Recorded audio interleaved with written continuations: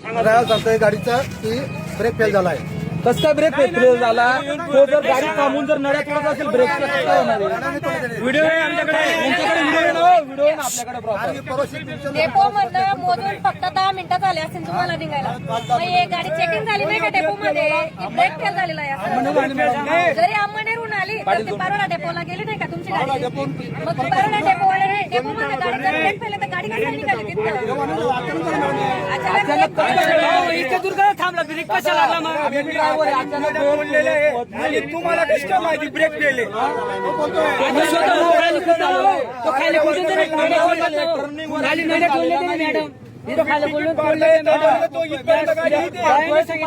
करतोय मग इथपर्यंत गाडी कसं आणली? मग इथं गाडी थांबली कशी? यांनी पुढे येऊन जेव्हा तो पोरगा मेला त्याच्यानंतर या गाडीच्या नड्या तोडून टाकले, ब्रेक फेल करून टाकले. एकदम सोपं होऊन गेलेलं आहे की गाडीचा ब्रेक फेल झाला म्हणून पोरगा मेला, म्हणजे तो पोरगा मेला याच्याशी कोणालाच काही केलेलं नाहीये. आणि या लोकांकडनं त्या मुलाची पूर्ण भरपाई करण्यात यावी.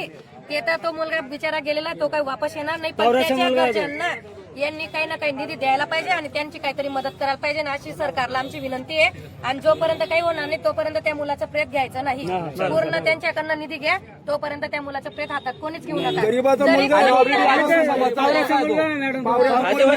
आपल्याकडे कामाला येतात तो बाहेरून एकदम गरीब घराण्याचा